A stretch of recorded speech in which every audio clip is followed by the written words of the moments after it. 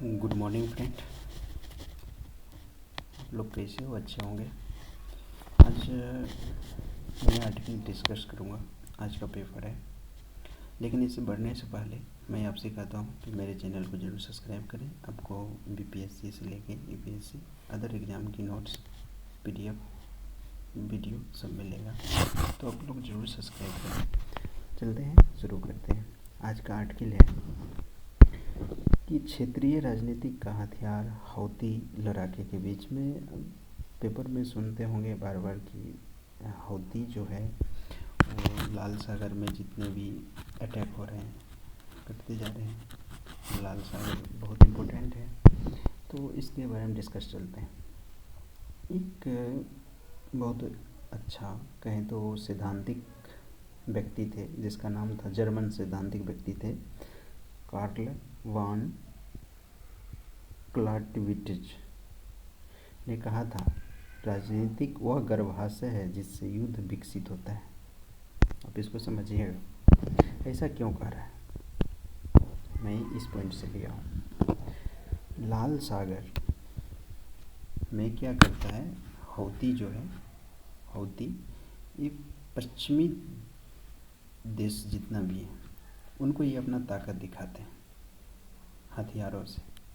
तो इम्पोर्टेंट है कि भाई कोई कैसे दिखा लेगा, पश्चिमी देशों में जैसे अमेरिका है, ब्रिटेन है, इसको कैसे दिखाएगा, इतना पावरफुल है। तो इनके पीछे तो कोई ना कोई कारण है। हौती ऐसे थोड़ी ना चल पो, क्योंकि उनको मिसाइल देगा। हिजबुल्लाह का भी नाम सुना, भी हमास पे चल रहा है, इजराइल हमास का विद्रोह। तो सबसे पहले इस बार ट्राई, फिर आगे जाके हम आपको हिजबुल्लाह सब्जी के बारे में बताते हैं। तो लाल सागर में ये हौती क्या कहते हैं कि लाल सागर प्राचीन से ही व्यापार का क्षेत्र रहा है। जो लाल सागर और अदान की खाड़ी को जोड़ती है, बावल मलतेल, ठीक है, तो उससे व्यापार होता था। उसी से तेल सऊदी अरब से होते हुए बहुत सारे खादान व्यापार होता है, जो पश्चिमी देशों, यूरोप, इधर सब जाते हैं। तो हौती क्या करते हैं, उसमें मिसाइल से अटैक कर देते हैं। इससे क्या होते हैं, मिसाइल से अटैक करके उनको ध्वस्त कर देते हैं, या उनके सामान को लूट पाट कर लेते हैं, नहीं डकैत कहें तो। पहले एक ज़माना था जब डकैत को नाम सुनते थे, तो ऐसा है। क्षेत्रीय शक्तियाँ जो है उनके आसपास, जैसे सऊदी अरब है, यमन है, इधर अफ्रीका में देखें तो सोमालिया, डिबूटी, तो ये सब जो एरिया है उनका, इजिप्ट का, ये सब, तो उन पे ये क्या कर रहा है ना, उनके ये सब उन पे पश्चिमी देशों के जितने भी जहाज हैं उनको खादान की सबसे लूटपाट करते आ रहे हैं। अमेरिका और इजराइल के संदर्भ में देखें तो प्रतिशोध भी है और प्रतिरोध, दोनों का नज़रिया एक है। सबसे गरीब अरब देश यमन के हौती लड़ाकों ने लाल सागर क्षेत्र में गंभीर अस्थिरता उत्पन्न कर। अमेरिका और ब्रिटेन अभी हाल फिलहाल में 2 दिन पहले ब्रिटेन के जहाज़ों को अटैक कर दिया था, तब जाके भारत की नौसेना ने उनको जाके छुड़ाया था। तो स्ट्राइक कर देते हैं बार बार। तो अमेरिका और ब्रिटेन ने अपने सहयोगी के साथ हौती ठिकाने पर मिलिट्री स्ट्राइक करी है, जिसमें 13 जगहों पर किया था। 16 हौती ठिकानों को समाप्त कर दिया था, ख़त्म कर दिया था अमेरिका और ब्रिटेन दोनों मिलकर। तो इनका मुंहतोड़ जवाब भी मिला। अमेरिका और ब्रिटेन ने कुछ ही दिन पहले ईरान और सीरिया में 7 स्थानों पर 85 हौती ठिकानों पर हमला किया। लेकिन एक चीज़ है, अगर हौती को बढ़ावा दे रहा है, क्वेश्चन ये है, तो सीरिया और ईरान के लिए भी तो खतरा है कल के डेट में। जैसे सांप को अगर दूध पिलाओ तो एक दिन न एक दिन डसेगा जरूर, सांप को तुम कितना भी कर लो। तो यही चीज़ है। अगर ये आतंकवादी, आज देखो पाकिस्तान के क्या हाल है, आज वही घुटना टेक दिया ना, अभी चुनाव होने वाले तो कह रहे हैं भारत के साथ अच्छा संबंध करेंगे। तो अगर लाल सागर में ऐसा दबाव रहेगा तो क्या होगी, हमारी महंगाई बढ़ेगी ना, तेल के दाम बढ़ जाएंगे, क्योंकि सऊदी अरब वैसे भी सबसे ज़्यादा रेट लेते हैं तेल पे, 110 के अप्रॉक्स ले रहे हैं। तो ये थोड़ा है। उसके बाद देखें तो ईरान और सीरिया यदि हौती लड़ाकों को अपनी धरती पर ही सहयोग और समर्थन देगा तो इसका परिणाम तो खुद को भुगतना पड़ेगा, यानी पैर पे कुल्हाड़ी खुद मारेगा एक दिन, तो मार ही रहा है। अमेरिका और ब्रिटेन हौती के विरुद्ध हमला भी कर जिसमें हमला किया था इसमें Australia, Bahrain, Denmark, Canada, Netherlands और न्यूजीलैंड ने इसका सहयोग भी किया था, अमेरिका और ब्रिटेन का। ये गलत है ना। क्यों? लॉजिस्टिक्स के बारे में देखें तो अब इसी घटनाक्रम में देखें तो महाशक्तियाँ जैसे ईरान, लेबनान जैसे क्षेत्रीय ताकत, खासकर हौती लड़ाकों को यह समझाना जरूरी है कि इजराइल के द्वारा हमास अभी ये समझती क्यों नहीं। आज देखो ना, क्या इजराइल ने हमास पे तो युद्ध कर दिया है ना, अब भी चल ही रहा है। तो एक दिन ना एक दिन ऐसा करना पड़ेगा, नहीं करेंगे तो फिर कैसे होगा। क्योंकि लाल सागर में इतना, लाल सागर एक ऐसा इम्पोर्टेंट या हब है ना जिससे के माध्यम से हम व्यापार करते हैं, पूरा देश व्यापार होता है उस जगह से।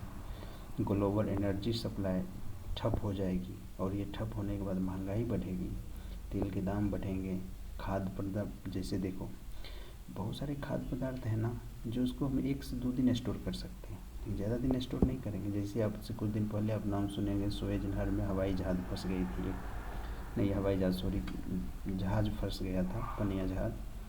तो उसमें मालवाहक जहाज़ फंसा, कितना महंगाई झेलना पड़ा, सबको झेलना पड़ती है, देशों में महंगाई आ सकती है। तो ये थोड़ा नेगेटिव है। इससे ही में देखें तो रक्षा मंत्रालय जिबूती से लेकर अदान की खाड़ी और सोमालिया ऐसा हरकत देखा तो भारतीय सेना, नौसेना जो है अपना फोर्स तैनात कर दिया। इससे वहाँ पे क्षेत्रीय समुद्री सुरक्षा स्थिति को मद्देनज़र भारत ने रखा और मालवाहक जहाज़ों के संरक्षण के लिए भी तो वहाँ पे भारतीय नौसेना को यूनिट भेजा है जो जिबूती, अदान की खाड़ी, सोमालिया के पूर्वी तट के साथ। और पहले भी भारत ने उसका सुरक्षा किया था 2008 में देखें तो उस टाइम भी किए थे।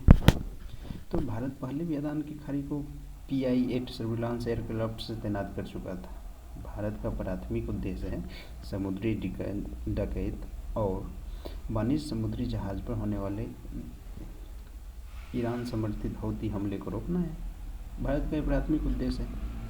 कूटनीतिक स्तर पर देखें तो ईरान के साथ रखना भी जरूरी है, क्योंकि बहुत सारा चीज़ हम ईरान से भी लेते हैं और ईरान को हम सप्लाई भी करते हैं। तो यहाँ पे इस दूसरी बात देखें तो भारत और ईरान दोनों के बीच में चाबहार पोर्ट का भी तो हम लोग से कर रहे हैं ना, समझौता प्रयोजक कर रखे हैं। उसके बाद दोनों देश तो गुटनिरपेक्ष आंदोलन के भी सदस्य रहे हैं, उनका विरोध कैसे करें।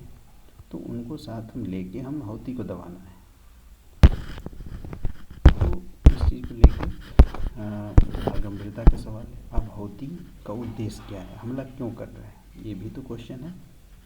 हौती जो है यमन के अल्पसंख्यक शिया जैदी समुदाय का एक हथियारबंद समूह है। इसका गठन जब किया था, क्यों किया गया था, तो एक राष्ट्रपति थे उस टाइम अब्दुल्ला सालेह के भ्रष्टाचार से लड़ने के लिए गठन किया गया था इसका। हिजबुल्ला भी इसका समर्थन है, हिजबुल्ला ही तो इसको सब चीज़ ट्रेनिंग देता है। तो फिर मिसाइल अटैक सब चीज़ करना शुरू कर दिया। वही देखो अफ्रीका शांत है पूरे जब तक इनको।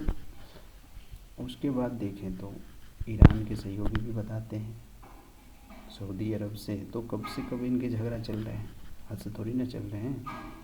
कई बार ये स्मॉल मिसाइल भी अटैक कर दिया है सऊदी अरब। तो कालांतर में देखें तो हौती को ईरान का साथ मिला है। अभी ईरान यह भी कहता है, स्वीकार किया है कि मुझे ईरान का हथियार देते हैं और उनका सपोर्टर है।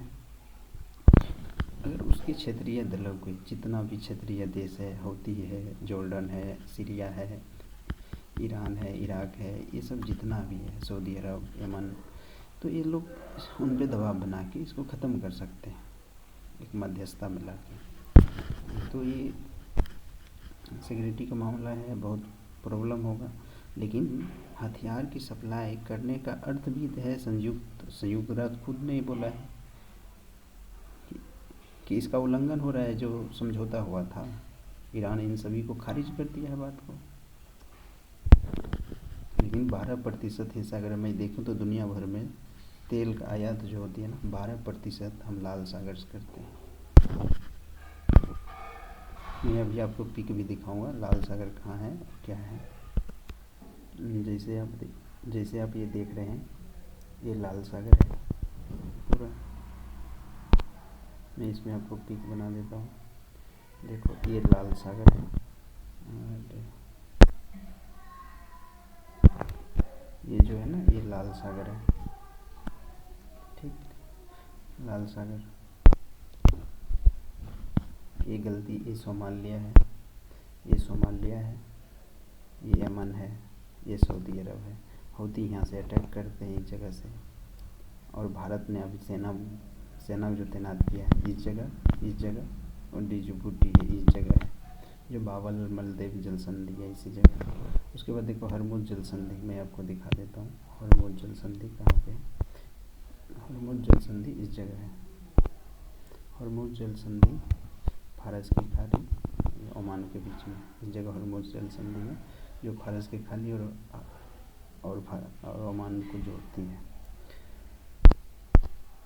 तो आप इसको देख लिए, और इसके आसपास हम क्षेत्र देखें। करेंट अफेयर से ही बनता है कि लाल सागर से कौन कौन सा देश लगती है। तो सऊदी अरब का लग रहा है, इजिप्ट का लग रहा है, सूडान का लग रहा है, इथोपिया का नहीं लग रहा है, इरिट्रिया को लग रहा है, डिजिबूटी का लग रहा है, सोमालिया का लग रहा है, यमन का लग रहा है इसका। उसके बाद तो इतना को आप ध्यान में रखना। अब मैं चलते हैं 8 की। तो ये है, बट इससे निपटना है भारत और नौसेना। देखें तो भारत को भी अभी बढ़ गया है, भारत नौसेना के क्षेत्र में भी भारत आगे निकला है। अभी कल ही INS सिद्धांतक समुद्र जो भारत के सुरक्षा के लिए तैनात किया गया है, पनडुब्बी है। तो भारत भी अपना बढ़ावा दे रहे हैं, बढ़ते हैं, क्षेत्रीय देशों की सुरक्षा भी कर रहे हैं। ऐसा ही है, मालवाहक जहाज है जिस पे हौती अटैक करते हैं। अब देखते हैं दूसरा आर्टिकल क्या है, जो एग्जाम पॉइंट के लिए। अयोध्या राम मंदिर की दक्षिणा दिशा में बनेगा सप्तम मंडल, दक्षिण दिशा में बनेगा सप्तम मंडल, इसको ध्यान में रखना है। उसके बाद देखो लर्निंग शुरू करेगा JNU। जम्मू कश्मीर का आज होगा अंतरिम बजट पेश, क्योंकि संसद ही पेश करती है, क्योंकि वहाँ पे सरकार 5 वर्ष से ज़्यादा, क्योंकि 2019 में जम्मू कश्मीर को केंद्रशासित प्रदेश का दर्जा दिया गया था। आदि शिव की 242 फीट की प्रतिमाएं का सैद्धांतिक तौर पर सहमति दिया गया। पहले तो तमिलनाडु में कोयम्बटूर में इसको स्थापित 112 फीट की है, लेकिन अब इसको मैदान भी स्थापित करेगा 242 फीट की। तो ये इम्पोर्टेंट है, और ये कुछ नहीं है। और एक और नीचे में होगा जो हमें इम्पोर्टेंट होते नहीं, तो इसमें राजनीतिक उठक है, उसको हम लोग ध्यान नहीं देंगे। हाँ, ये पेटीएम के बारे में जानते हैं थोड़ा। अभी RBI ने हाल ही में पेटीएम को प्रतिबंध किया है।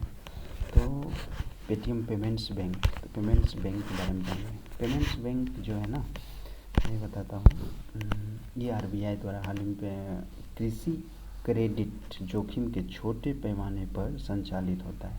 यानी पेमेंट्स बैंक जो है किसी क्रेडिट जोखिम के छोटे पैमाने पर संचालित होता है।